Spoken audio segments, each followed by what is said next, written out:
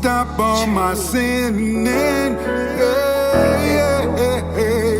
I want to have a new beginning.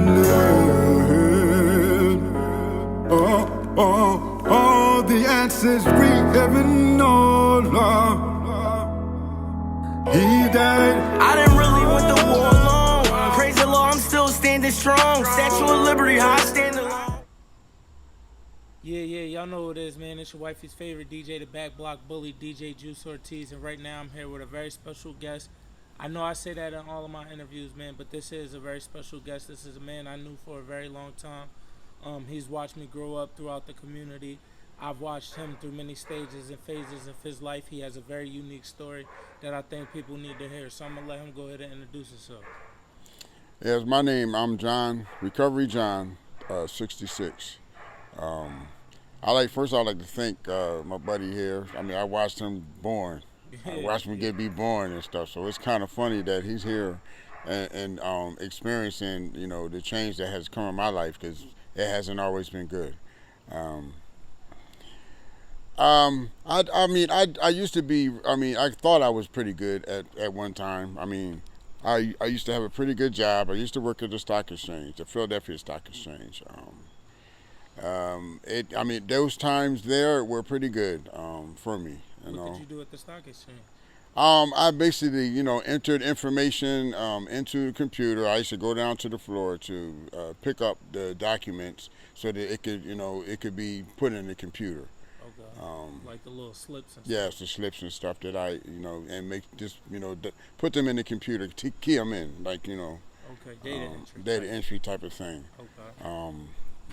It came, it was pretty good, pretty good for me and stuff, because it was the first kind of real job that I had. Like, I had all these other kind of jobs, but this is the most job that I had to dress up with a suit, tie, and stuff like that, Yeah. You probably remember when I was doing that, when he was young. But it was a good time. I actually met she's my ex-wife now. I actually met her at that job. Okay. I have a 25-year-old son. If you notice, I said my ex-wife. Things in life and stuff. As change happens, sometimes that's a part of the change too. That we don't be with the same people that we start out with. Yeah, for sure. You know what I mean? I played a major part in that happening. I'm here recently. I'm having conversation with my son. Like, we speak. But it's not like how I want it to be. But me realizing that it takes time for these things to happen. Yeah, for things. Everything has a due process. Yeah, and the way that I live my life now is that I go strictly by what God has in store for me, whether I feel comfortable about it or not. Has been a change in my life, is that I thought that something that I had going on in my head would be a better answer for me than what God had in store for me.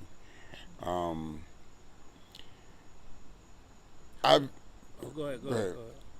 I'm in recovery now. It's like it'll be 20 months on the 23rd of this month. Every 23rd of the month, I accumulate a little bit more time to my recovery. Okay, congratulations on that too. Congratulations. It's been a long journey to get to this point. I could never get over 4 months clean and sober. Mm-hmm. I guess third time is the charm. Yeah, for sure. So what led you to, even having to start that journey in the first place? Like, how did you end up like that in the first place? From the stock exchange too. Yeah. You know what I'm saying? Well, if things just don't bust out in front of you real quick and stuff, it was a gradual thing that happened. Okay. And different situations came up where I made the wrong decision. Okay. Things came up. When me and my wife were married, I guess the first 5 years of our marriage, there was different things going on that kind of that I should have known that would cause a problem, but I didn't pay no mind because I wasn't thinking right. Right. My wife was like, we were trying to have a child for 5 years, you know. And you usually, when you try to have a child for 5 years and you're planning it and trying to, you know, something usually happen, Yeah. but nothing was happening, you know. So we went to go to the doctors and stuff to find out, you know, what the problem was. Was it me or her or both of us? Yeah, You know, I a mean, combination you of know, the a two. combination of both and stuff, you know. So when we got the diagnosis, that my ex-wife was diagnosed with endometriosis, which is a condition that women get when they can't bear children. Okay. You know, so me being a person, even Justin will tell you, I'm always loved the children, and it's like I always, I know that my purpose was to try to help somebody, especially the children at that point where I was at in my life then, and I, you know, felt like, you know, I wasn't gonna be able to have none, like none of my own. Right. So different things would be going through my mind and stuff, you know. When you think a certain way about marriage and how things are going to be, and as you go along, things don't be exactly how you thought. Yeah, things never They go don't according to be plan, never for how sure. you think they're supposed to go, you know. So you turn to other things to try what's not being there for you. You look for something else. Yeah. That's when I first started to experience with drugs. Okay. You know, cocaine actually. You know, I first started to like snort it. You know, that was my first experience. I mean, alcohol never really gave me a problem. I smoked marijuana; it never gave me a problem. You know, it just would put me to sleep. I call it the slow stuff. Yeah, yeah. The stuff that puts you down. So me being as though I'm in a depressed state and stuff, you know, Yeah. I tried something that stimulated me. Right. You know, and it's like it made me not think about what I was going through. You know, and I didn't have to fall asleep afterwards because I was up all the time, Right. and it made, you know, Yeah. it made me. I guess it made me feel spirited. Okay. The wrong spirit. I Right. didn't realize it at the time. Right. Right. But you was going through what you was going Yeah. through, so you seek for, you know, to fill those voids Yeah. with other things and try to, you know, cope with the problems that you Yes. was dealing with.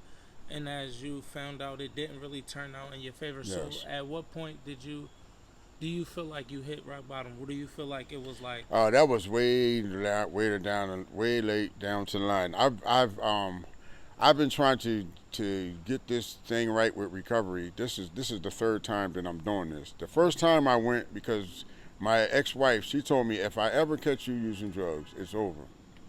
You know, and she gave me a chance. You know, that was the first time that I went to rehab. You know, I went to rehab and I did the 30 days.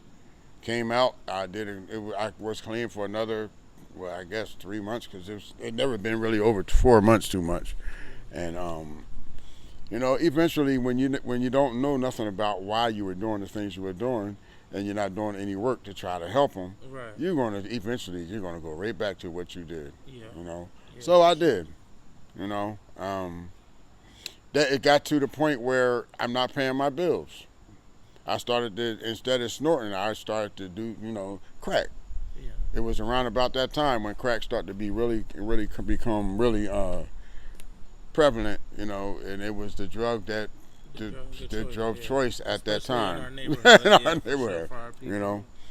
For sure. So, And I didn't realize that, you know, the downfalls and stuff of me, you know, you know, starting to do that. It was a whole. I don't know if I should be talking about this type of thing, no, go but ahead. Go but ahead. it gave me a whole. When I took that first blast, as we call it and stuff, it gave me a feeling of like everything's going to be okay. It was a whole different thing. It was like an alternate universe. I don't know how you explain it and stuff, you know. Yeah. And it seems as though all through that, I was trying to find that same feeling again, but I never could. You know, and it lasted that was the longest that it lasted, was that first time, because every other time, even years and years, a lot of years down the road, never came back to that again. But I was always trying to find that. I was trying to find that again. So now that you're in recovery, you're doing really well for yourself. Like you said, this is the longest I've ever seen you. You know, on that type wave, you know what I'm saying, getting yourself together and things like that, what has been your biggest motivation to keep you on that path? Like, keep your mind straight, keep yourself. I mean, 'Cause surprisingly, it's like, I mean, I grew up in, as far as in the church and stuff, and it's like, I always like music.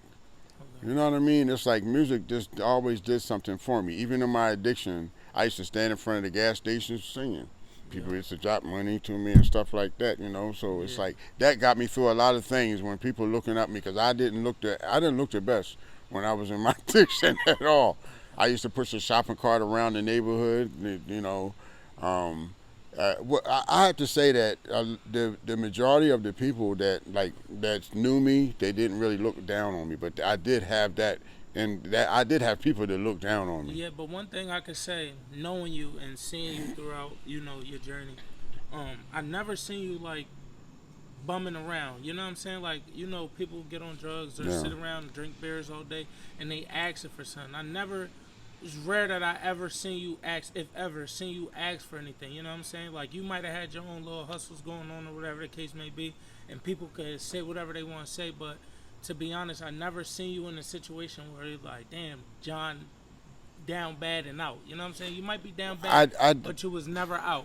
And I seen you up early in the morning sometimes before the people was going out to go to work. You was out, and then you wouldn't come back till after everybody was settled back in. So that's one thing I could say. If nothing else, you know what I'm saying, you a hustler. I never seen you begging or, you know what I'm saying, stealing to get. There's something. I don't mean to cut you off, but it's like there's something that, like, I've been in a lot of groups, and I've been talking to a lot of people that I didn't give this stuff a chance. The first 2 times I didn't give none of this a chance. Yeah. But I've been talking to groups, and I've been talking to people about having core value. And the core values is something that I don't care how bad that you get, that those things that you just they never left you.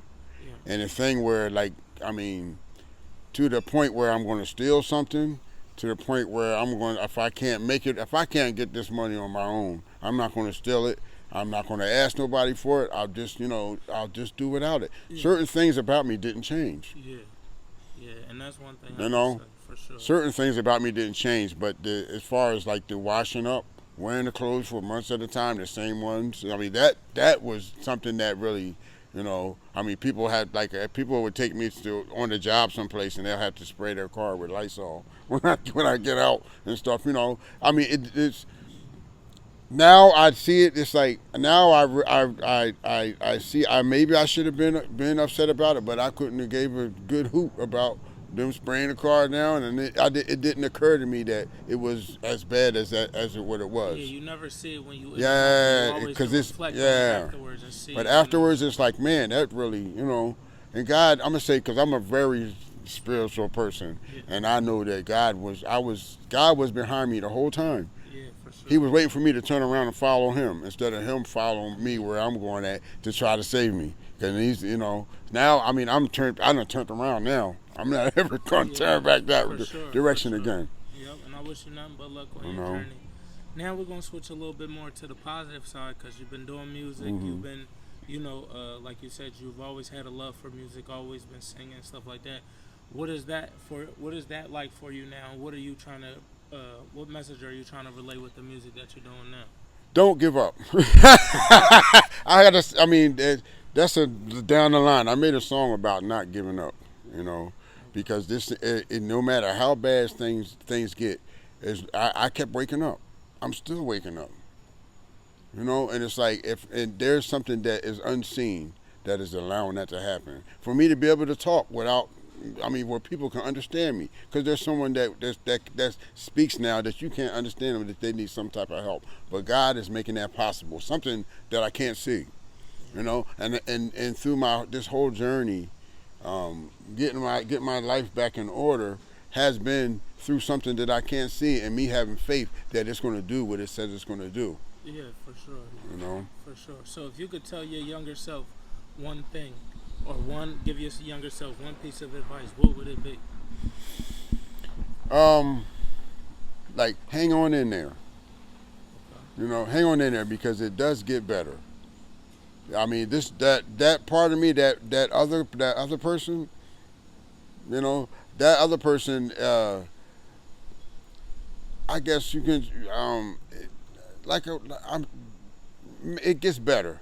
You know, it gets better. It's hard to describe and stuff because I'm the way my mind was when I was then is completely different than how it is now.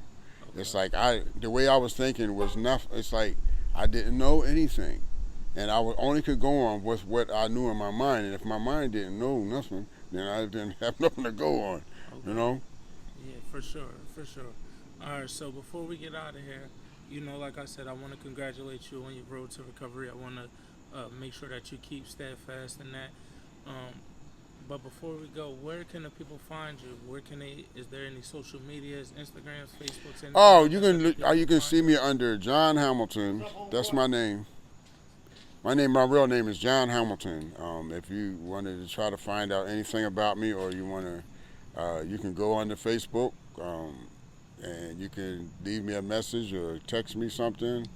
I mean, even those that are still out there, that are on whatever that you're on. I mean, I'm a sponsor as well. I mean, if so you tap need, in with him. You already said. Yeah, John I have two sponsees now. I'm available to help anybody because the seeds that someone was giving me for 20 years, eventually I start to plant them. Okay. I mean, there's no particular time. If God continues to allow you to wake up, then eventually He's trying to give you an opportunity to plant them seeds. Because people was coming to me getting clean and sober, you know, and it took a long time, but eventually, in God's time, which is I've been learning to live with that. In God's time, things happen. Yeah, for sure. And just like that, you know who it is, man. It's your wifey's favorite DJ, and we out of here.